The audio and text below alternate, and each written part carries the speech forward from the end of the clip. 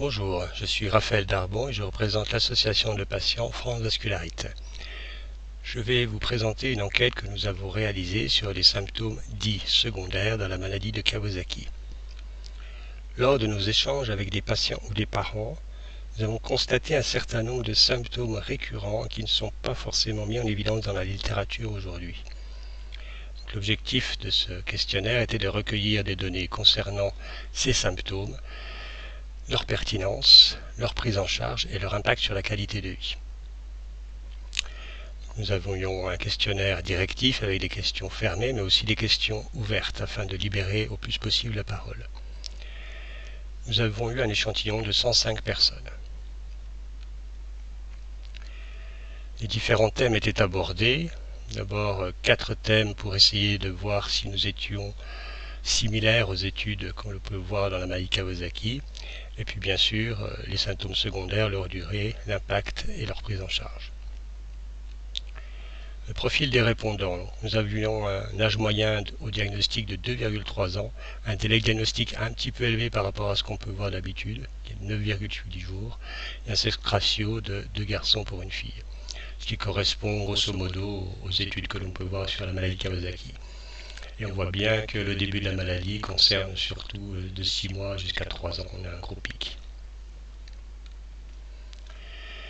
Dans le profil des répondants, on a évalué aussi les atteintes des artères coronaires donc pour 47%, ce qui peut nous dire que les répondants au questionnaire ont des formes peut-être sévères, voire peut-être parfois atypiques.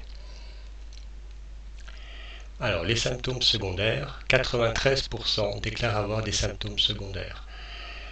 Donc, dans ces symptômes secondaires, on peut surtout retenir la fatigue et fatigabilité, l'irritabilité, maux de tête, maux de ventre, desquamations tardives, douleurs articulaires, hyperactivité.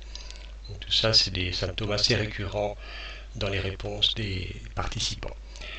Pour les couleurs, donc le bleu, ce sont les symptômes secondaires qui sont apparus après le diagnostic, mais qui ont disparu par la suite.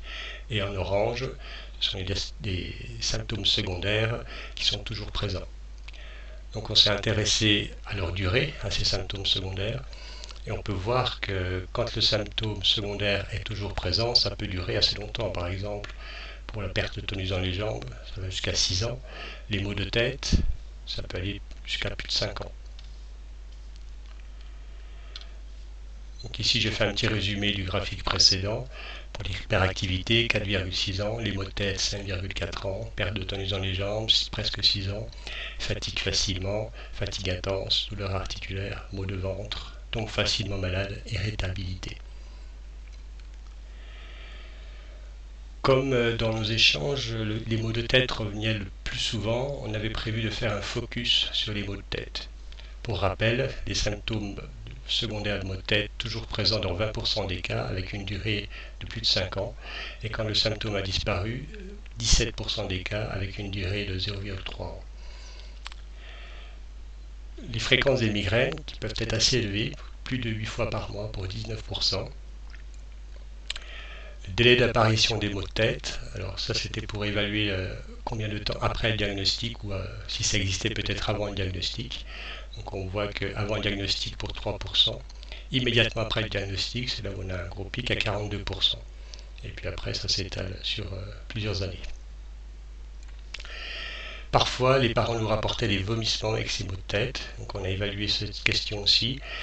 Donc parfois effectivement 20% ont des vomissements avec les migraines et souvent 9%, ce qui n'est pas anodin non plus. Donc on demandait ensuite au niveau de la prise en charge s'il y avait une consultation pour ces maux de tête.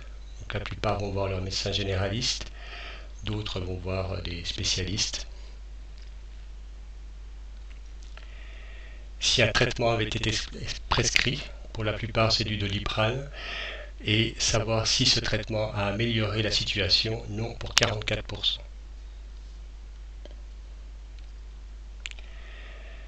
Là, on revient sur l'ensemble des symptômes secondaires. Est-ce qu'ils ont un impact sur la vie quotidienne? Donc, pour la majorité, 54% perturbent modérément la vie quotidienne. Par contre, on a très difficile à gérer au quotidien pour 10%. On a essayé d'évaluer en quoi l'impact sur la vie quotidienne, dans quelle thématique c'était le plus compliqué. Donc on voit qu'il y a un gros pic sur l'absentéisme scolaire, 49 personnes. Échec scolaire aussi on retrouve ici, pour 14 personnes. Donc il y a plusieurs thèmes comme ça.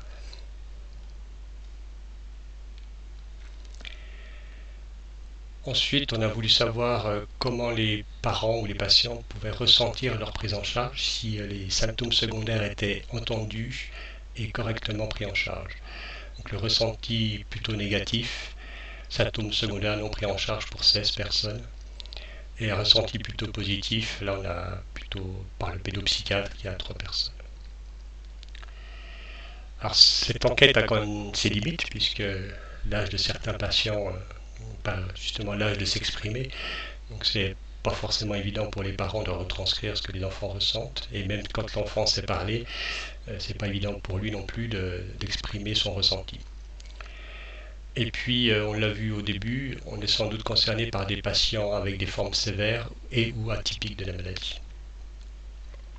En conclusion, on a tout de même 93% des patients, des participants qui disent être concernés par des symptômes secondaires, avec une incidence sur la morale assez importante pour 41%, un absentéisme scolaire pour 47%, ce qui n'est pas rien, et des symptômes récurrents que l'on retrouve, fatigue irritabilité, douleur articulaire, maux de tête, maux de ventre, hyperactivité, perte d'appétit et desquamation tardive. Peut-être qu'il y a aussi des symptômes mis en évidence mais qui ne sont pas forcément en lien avec la maladie de Kawasaki. J'avais noté la baisse de la vision, uvite, baisse de l'audition, gencives fragiles. Il y a peut-être aussi des symptômes qui sont liés au traitement anticoagulant. On avait beaucoup de saignements de nez par exemple. Et on a constaté une prise en charge tout de même hétérogène de ces symptômes.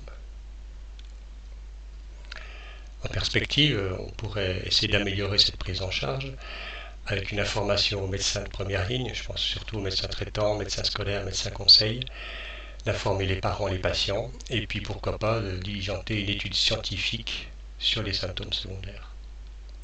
Merci de votre attention.